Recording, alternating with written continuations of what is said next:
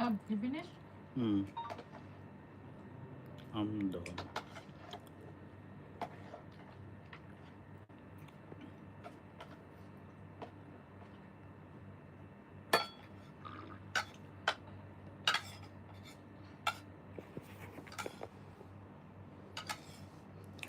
The conversation you hear happening now between the astronauts aboard Orion and Artemis Mission Control here at Johnson Space Center in Houston, Texas. They're in the center of your screen, seated at the CAPCOM, or Capsule Communicator Console.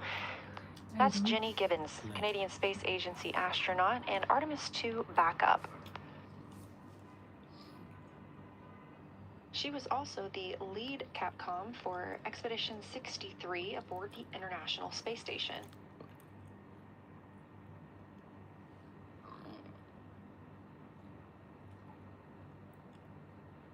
The crew is requesting some attitude changes to the spacecraft to allow them to better image the moon, our priority for today. Of course, those have to be discussed on the ground before they are put into work aboard the spacecraft, so the team is taking some time to do so.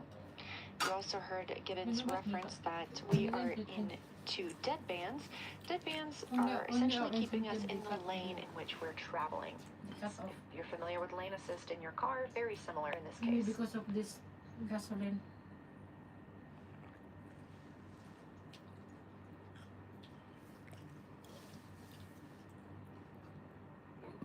What does that?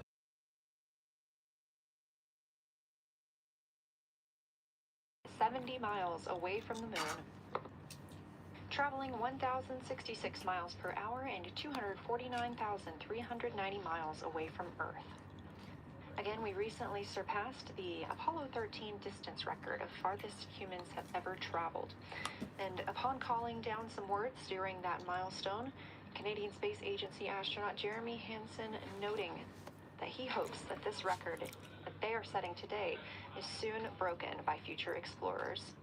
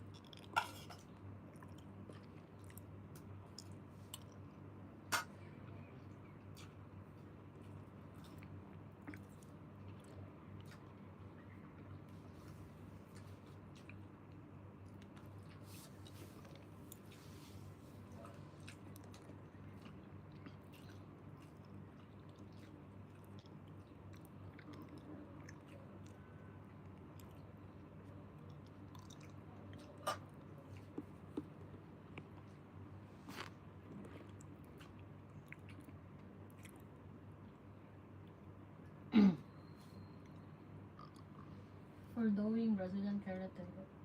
Oh shit. For doing Brazilian keratin, is it fine to do the scalp therapy?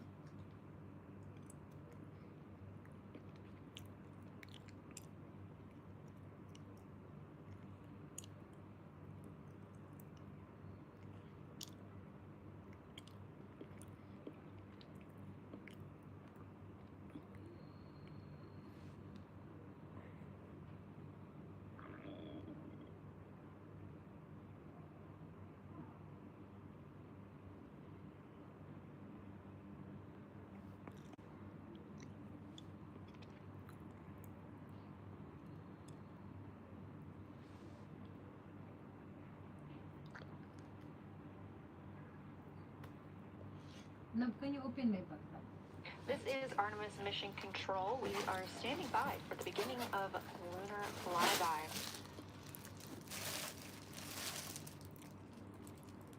Expecting that to start in just a few minutes when the crew will begin a warm-up discussion preparing for the day. They will be capturing images along while discussing what they find familiar about the moon and what looks unexpected to them.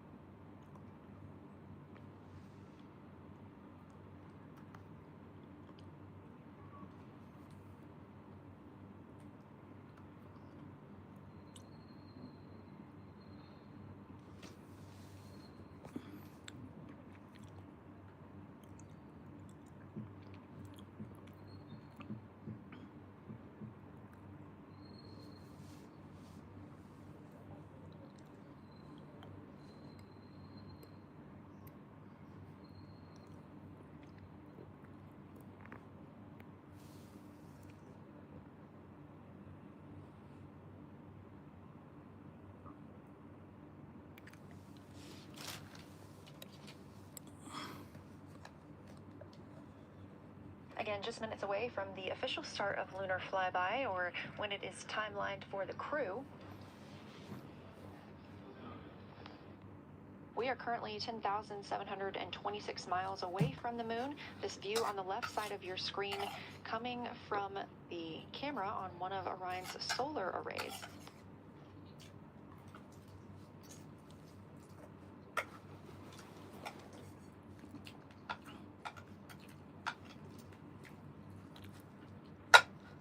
Yeah. Where is Qatar? You go downstairs to buy.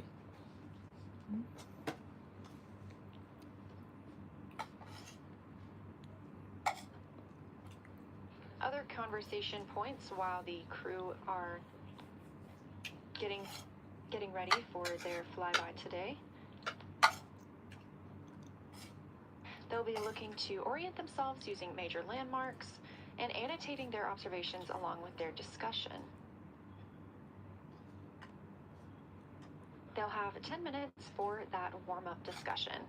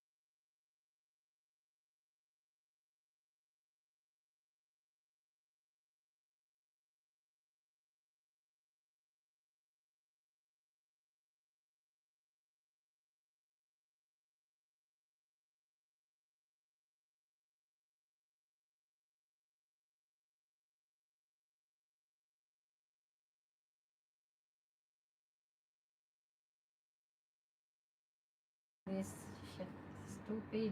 NASA astronaut Christina Cook reporting their view of Hertzsprung Basin.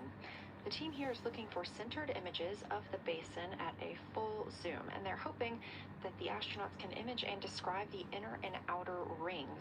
This is considered a degraded basin with a floor, rings, and ejecta compared to a younger Oriental basin. You have toothpick? Hmm? Toothpick? Finish.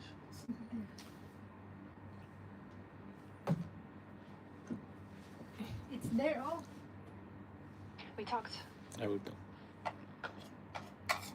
We spoke earlier with Julian Gross, the Artemis curation lead, about some of the terms we will hear the crew use today.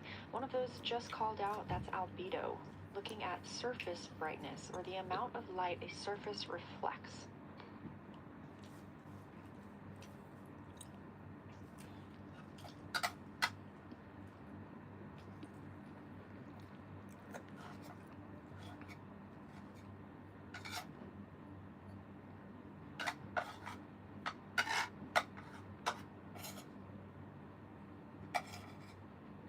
A few more terms that we hope to hear today during the crew's sit reps or situation reports include embaying. This refers to one feature that surrounds another. That usually is a higher relief feature. Houston Integrity, one report from the crew at the windows. We can actually see the moon and Earth at the same time right now. It's interesting because the Earth looks way brighter, so the Earth itself seems to have a much higher albedo than the moon. We think this is independent of our eyes focusing because, of course, the Earth is much smaller than the moon in our view.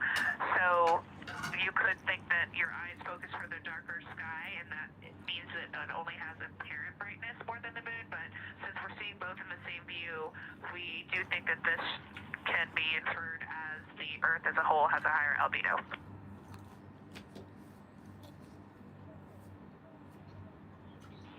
Great observation, Christina, and reminder that as you're starting to look for those subtle color and albedo variations on the moon, the relatively bright Ate, albedo paano pala Earth gamitin itong might make those a little bit Hermas? difficult, but as your eyes continue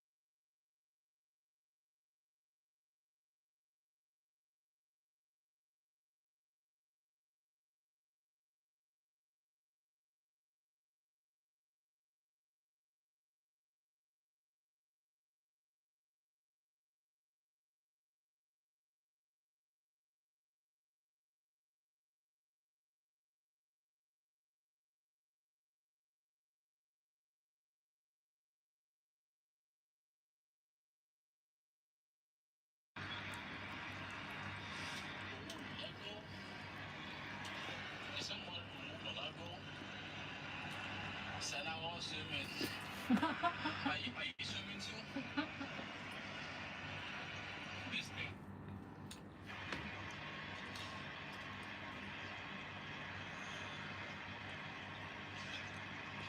Guys, stop on the screen for me. That's a bit.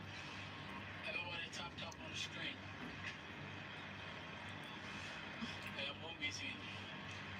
That's nice. Enjoy. I will swim soon. Oh, okay. You know, it's good to swim, you know. I am off. Okay. Today's my off day too. Today's my off day too much. I decided not to go to work.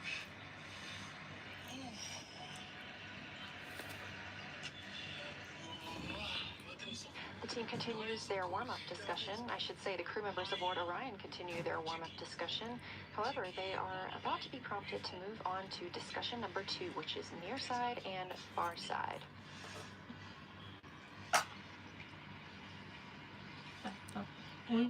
Some of the things that they are looking to capture, the ground has prompted like them this? to photograph anything that stands out to them and to compare the near side versus the far side mare in color, albedo, topography, and texture.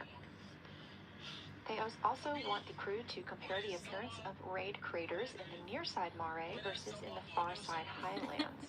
Of course, a reminder that some of the items that the crew, or some of the landmarks the crew are seeing today, is the first time that humans have ever laid eyes on those portions of the moon. Guys, where y'all from? And it's long time. That one. Oh, my river. You don't feel cold. It's cold, I swear. Like, it's cold because like I'm used to it. In the targeting package, there are a few reminders of the crew. Sometimes it's crazy, you know, For the when crew, you're very there broken are hearted, you will come up to mom and time-sensitive like, I'm observation getting reminders so the world and is not so science broken. rep reminders. We have a sit rep. Show them that you're happy without them. Because right now Don't it's be the like far that. side, near side comparison, and hearing some great discussion of browns and People is greens in the commenting, air start to then they plateau and how those disappear. because you You have go food, towards the this North Pole, cheating, and then over to the far but it's not side, perfect. you lose the color. This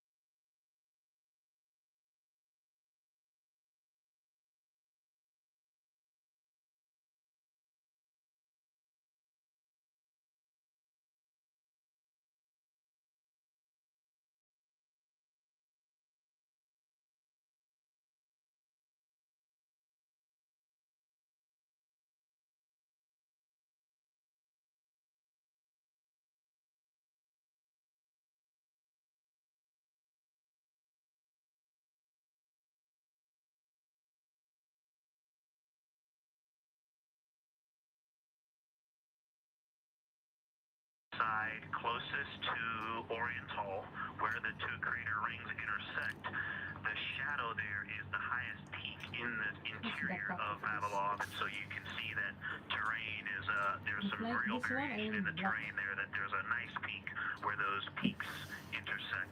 Where those rings Because Lee, intersect. no We'll profile, get a picture no of that. followers, no likes. This is Love the description, stupid Victor, people. especially the comparison and relationships you just described about topography. And if it's easier for your observations, do feel free to remove the t-shirt strap from window 1.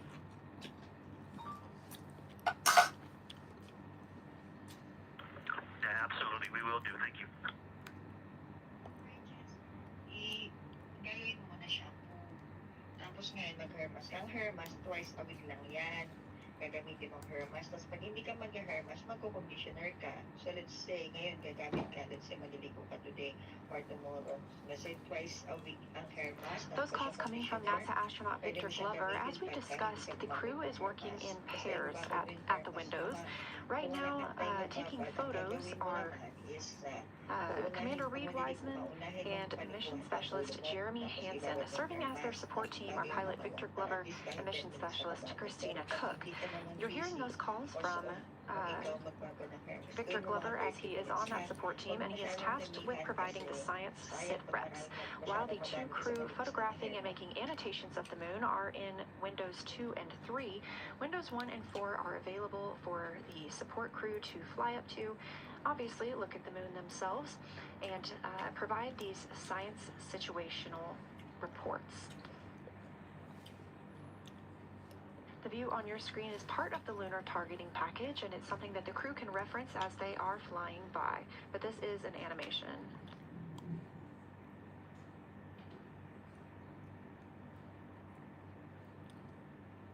You also heard Glover mention Oriental. Oriental is a major feature that the team is interested in today, and it's known as the Grand Canyon of the Moon.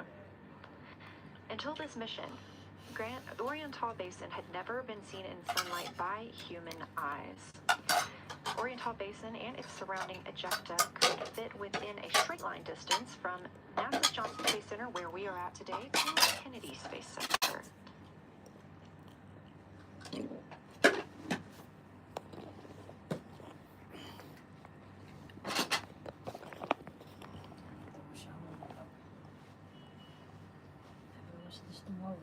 This a live view in Artemis Mission Control in Houston, Texas, where the teams are monitoring all systems, not just for today's flyby, but on the spacecraft themselves. Again, this is a test flight, our very first flight of humans on the Orion spacecraft. This team has been live. This team has been monitoring the entire time of the mission, as well as we have been live the entirety of the mission, and we will be continuing to do so all the way through splashdown and crew recovery from the Pacific.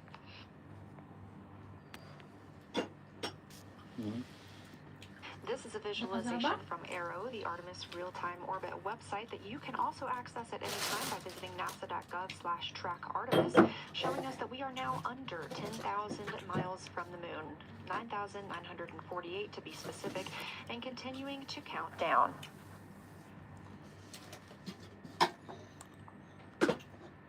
Again, our closest approach to the moon today should come about 6:02 p.m. Central, 7:02 p.m. Eastern. However, we will be out of contact with the crew at this time as they begin transiting behind the moon.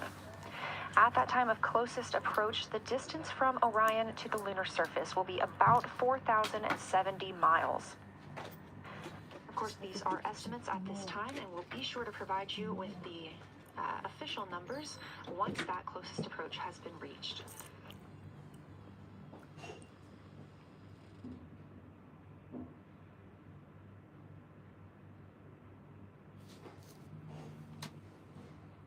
This shot live inside the Orion spacecraft, where our 4 crew members are continuing with their lunar flyby activities. They have just begun those activities really about 20 minutes ago, so we've got several hours. This also prevents any reflections from inside the spacecraft bouncing up on the windows and interfering with their photography.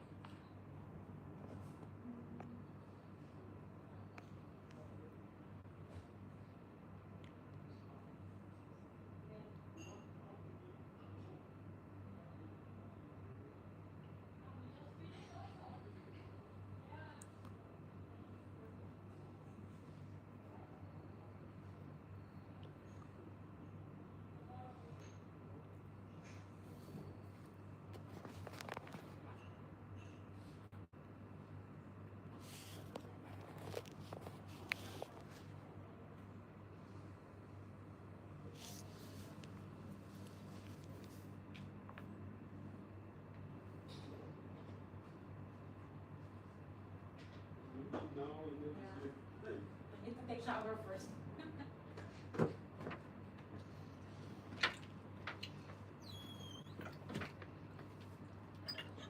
As we were previously discussing, the crew members are serving on teams. The first team being Commander Reed Wiseman and Mission Specialist Jeremy Hansen at the windows photographing what they see. We heard reports earlier that they can see both the moon and the Earth in the same view, and we are looking forward to seeing the moon and the Earth in the same view as